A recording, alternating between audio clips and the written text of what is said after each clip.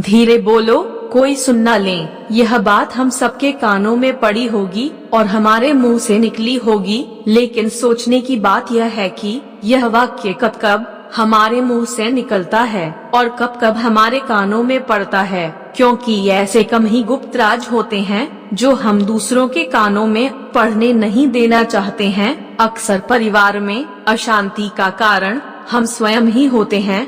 हम इस बात को देख पाए भले न दे पाए, पर ये असल सकते हैं, क्योंकि जाने अनजाने मूर्खतावश हम खुद ही अपनी वो बातें दूसरों को बता देते हैं जो हमें कभी नहीं बतानी चाहिए, और वही बातें जो जाने अनजाने हमने की दूसरे के सामने बता दी थी, वही हमारे दुख का कारण बन जाता है, वही हमारे झगड़े का कारण बन जाता है। और फिर बाद में हमें पछतावा होता है कि मुझे यह बात किसी को बतानी नहीं चाहिए थी, मेरी ही गलती हुई कि मैंने पहले जाने अनजाने यह बात सभी को बता दी। इसीलिए आज की जो बोध कहानी मैं आपको सुनाने वाली हूँ, उसे सुनने के बाद आपको 7 ऐसी बातें पता चलेंगी जो आपको कभी किसी को नहीं पता। नहीं, ये जो 7 बातें हैं जो आपको किसी को नहीं पता, नहीं, क्यों नहीं बतानी, इसके पीछे का तर्क भी मैं आपको दूंगी।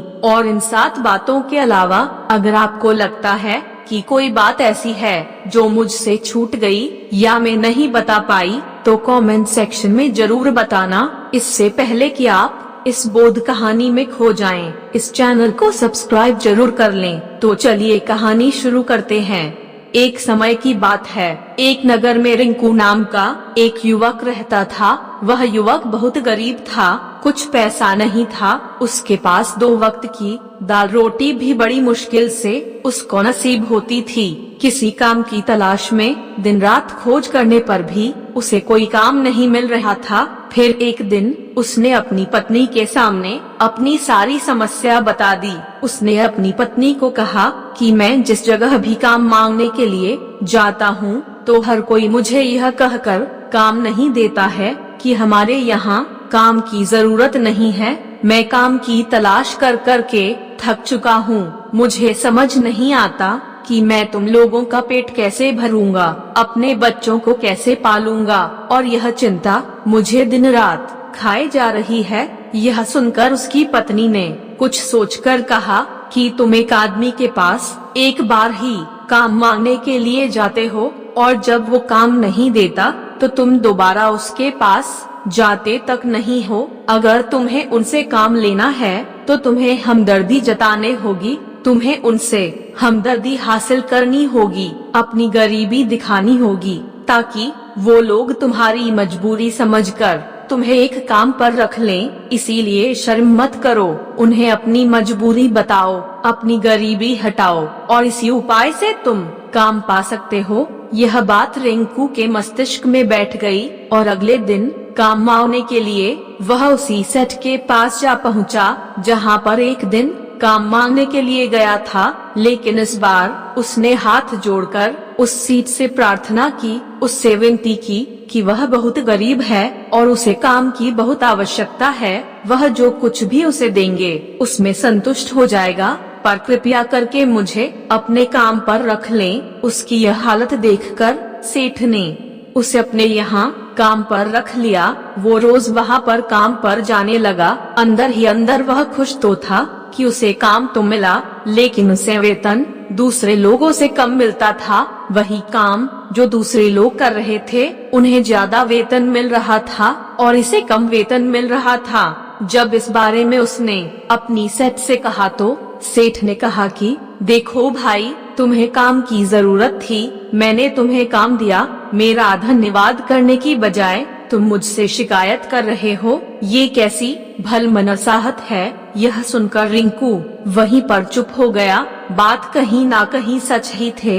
सच्ची सेठ ने तो उसे उसकी मजबूरी के हिसाब से ही काम दिया था और इसीलिए वह उसे अपने अनुसार ही वेतन देता था। लेकिन धीरे धीरे उसने यह बात अपने सगे संबंधियों और अपने दोस्तों को भी बताना शुरू कर दी कि सेठ कैसा आदमी है और उसे कितना वेतन देता है।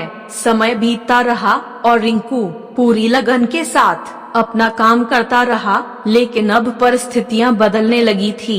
सेठ अब रिंकू से दूसरे लोगों से ज्यादा काम लेता था और उनसे कम वेतन उसे देता था। यह बात रिंकू के मन को बहुत खलती थी। वह दूसरों से ज्यादा मेहनत कर रहा है और उनसे कम वेतन पा रहा है। इससे उसके आत्मसम्मान को बहुत गहरी चोट पहुंची। अब धीरे धीरे उसका मन अपने काम से हटने लगा। उसका मन काम में लगता ही नहीं था। जाहिर सी बात है कि ऐसी जगह किसका मन लगेगा जहां आदमी को अपने आत्मसम्मान के साथ समझौता करना पड़े। इसीलिए जल्द ही उसने अपना काम छोड़ दिया और वो घर पर आकर खाली बैठ गया। अब उसके पास घर का खर्चा चलाने के लिए भी पैसे नहीं बचे थे। इसीलिए उसने अपने सगे संबंधियों और अपने दोस्तों से सहायता मांगने शुरू की, लेकिन उसके दोस्त उसके सामने दूषित दया का पात्र समझते थे। उसे दिलासा देते थे, लेकिन पीछे से उसका मजाक उड़ाते थे। वो कहते कि कितना बेवकूफ है, सेठ ने इतना काम लिया और बेचारे को पैसे भी नहीं दी। अरे हम इसको पैसे दे दे तो ये कल हमारा भी पैसा वापस कर पाएगा। इसके ऐसी हालत है, काम तो इसके पास कुछ है नहीं, पैसा कहाँ से ला कर देगा। और इसी वजह से रिंकू की हालत दिन ब दिन खराब होती जा रही थी। अब वह दिन रात तनाव में रहने लगा था। वहीं दोस्त, वहीं सगे संबंधी जो उसके अपने होने का दिखावा करते थे, वो उसे दया का पात्र समझ रहे थे। उन्हें उसके ऊपर तरस आ रहा था। सब लोग आकर उसे ज्ञान तो बहुत देते थे, लेकिन कोई सहायता नहीं करता था। और अक्सर ऐसा ही होता है, ज्ञान देने वाले तो बहुत मिल जाते हैं, लेकिन मदद करने वाले, उंगली पकड़कर, हाथ पकड़कर आगे चलाने वाले कितने लोग मिलते हैं। एक दिन उसे पता चला कि पड़ोस के गांव में एक बौद्ध भिक्षु आया हुआ है जो बहुत ही ज्ञानी है। रिंकू इतना तनाव में था कि उसे कोई रास्ता नजर ही नहीं आ रहा था। इसीलिए जाने अनजाने उस बौद्ध भिक्षु के पास पहुंच जाता है। वहां पहुंचकर सीधे उनके पैरों में गिरकर रोने लग जाता है। वह रोते रोते उन्हें अपनी सारी परिस्थिति बताता है। उसे बताता है कि किस तरह उसके सेठ ने उसका फायदा उठाया और उसके सगे संबंधी उसके साथ कैसा व्यवहार रखते हैं। सारी बातें सुनकर बौद्ध भिक्षु ने उसे चुप कराते हुए कहा कि भंते, ये सारी समस्याएं तुम्हारी बुद्धिहीनता, तुम्हारी मूर्खता के कारण उत्पन्न हुई है। अगर तुम्हारे अंदर विवेक होता तो इनमें से एक भी समस्या तुम्हारे चित्त को दुखी नहीं कर सकती थी, लेकिन तुमने अपने अविवेक के कारण, अपनी मूर्खता के कारण खुद ही अपने रास्ते में कांटे बिछा दिए। आज मैं तुम्हें 7 बातें बता रहा हूँ जो भूलकर भी किसी को मत बताना, और इन बातों का अनुसरण करते हुए तुम बाहर से मिलने वाले दुखों को दूर कर ही सकते हो जो बेवजह दुनिया की वजह से तुम्हारे अंदर पनपते हैं। पहली बात जो किसी को नहीं बतानी चाहिए वो है अपनी मजबूरी। अपनी मजबूरी का दिखावा करके दूसरों का दया पात्र बनकर उनकी सहायता लेने की गलती कभी मत करना। हो सकता है कि आज वह तुम्हारी मजबूरी देखकर तुम्हारी सहायता कर दे, लेकिन कल वो तुम्हारा फायदा उठाने से नहीं चूकेगा, और अगर फायदा भी नहीं उठाया तो दूसरों के सामने तुम्हारा मजाक बनाने में वो आदमी कभी नहीं चूकेगा। इसीलिए कभी भी अपनी मजबूरी का दिखावा मत करो। अगर घर में 2 रोटी है, सूखी रोटी है, तो वहीं खाकर सो जाओ, लेकिन दूसरों को इसके बारे में भनक तक नहीं लगनी चाहिए। जरा आप खुद सोचो, मजबूरी बताने का क्या प्रयोजन होता है एक इंसान का? या तो वह दूसरों से सहानुभूति हासिल करना चाहता है या उनसे कोई आर्थिक मदद चाहता है, लेकिन अगर दोनों ही परिस्थितियां आप देखें तो दूसरा आदमी आपको फायदा उठाने से नहीं चूकेगा, और अगर वह फायदा नहीं भी उठाएगा तो अपनी नजर में तो वो आपको मूर्ख ही समझेगा, बेवकूफ समझेगा, और दूसरों के सामने आपका मजाक तो जरूर बनाएगा। इसीलिए अपनी मजबूरी के बारे में कभी किसी को मत बताना। दूसरी बात, जो किसी को भी नहीं बतानी चाहिए वह है अपने अतीत की गलतियाँ और भविष्य की रणनीतियाँ।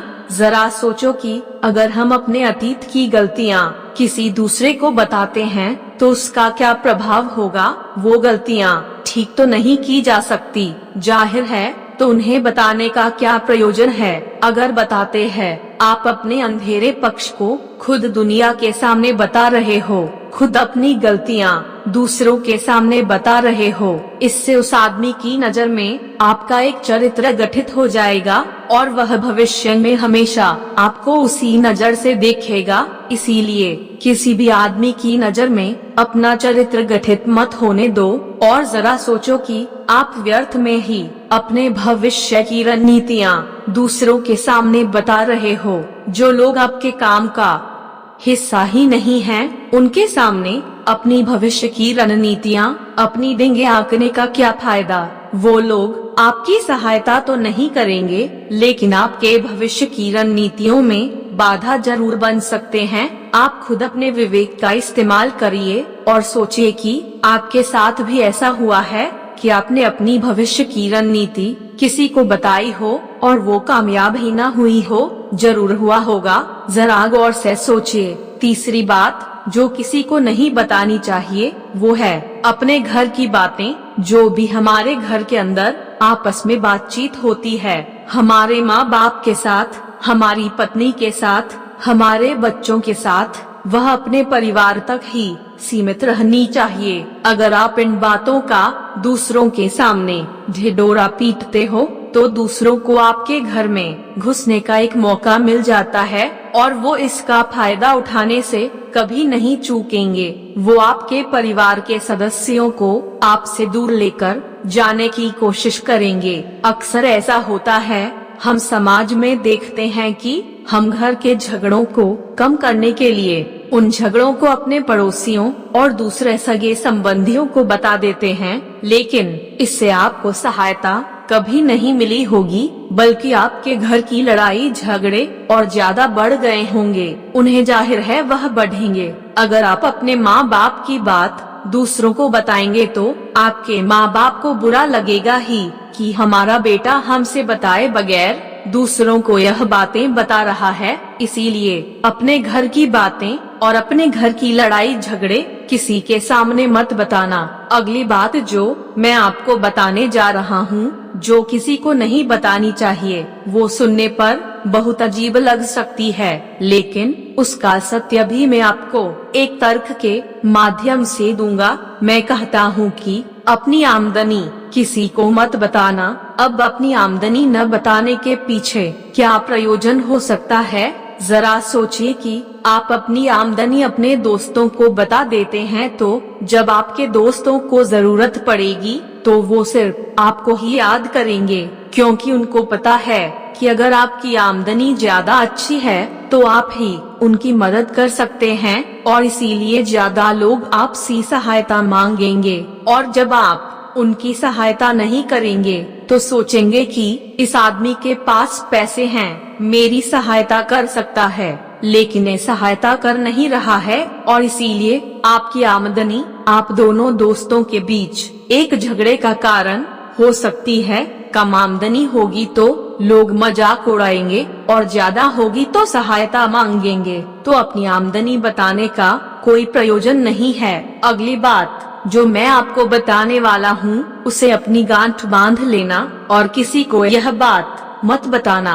अपनी कमजोरियाँ और अपनी ताकत अक्सर इंसान को पता नहीं होता है कि उसकी कमजोरी या उसकी ताकत क्या है, लेकिन अगर आपको अपनी कमजोरी और अपनी ताकत पता है तो पहली बात तो आप बहुत ही बुद्धिमान आदमी हैं और दूसरी बात कि आपको ये बातें किसी से साझा नहीं करनी है, क्योंकि अगर आपकी कमजोरियाँ दूसरों को पता चल गई तो आपकी कमजोरियों का फायदा उठाएंगे और अगर आपकी ताकत पता चल गई तो वही ताकत आपकी कमजोरी बन जाएगी, क्योंकि वो ताकत दूसरे आदमी को पता है और वो ताकत की खाद भी ढूंढ ही लेगा। अपनी कमजोरी और अपनी ताकत अपनी पत्नी, अपने पति को भी नहीं बतानी चाहिए, क्योंकि इसके बाद आपको घर में उनसे हमेशा दबकर रहना पड़ेगा। अगली बात जो किसी को नहीं बतानी चाहिए वो है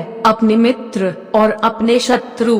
आप अपने मित्रों के बारे में अगर दूसरे लोगों को बताएंगे तो वह आपके मित्रों के साथ अपनी घनिष्ठता बनाकर आपको धोखा दिलवा सकते हैं। आपकी गहरे मित्रों को आपसे दूर करने का प्रयास कर सकते हैं। अक्सर आम आदमी ऐसा नहीं करता, लेकिन आपके दुश्मन ऐसा करने की कोशिश कर सकते हैं। और दूसरी तरफ आपके शत्रु का भी किसी को नहीं पता लगना चाहिए, क्योंकि आज जो आपका मित्र है अगर कल वो आपका दुश्मन हो गया तो वो आपके दुश्मन के साथ ही मिलकर आपको परास्त कर सकता है, आपको धोखा दे सकता है। इसीलिए अपने सबसे अच्छे दोस्तों को भी अपने दुश्मन के बारे में कभी मत बताना।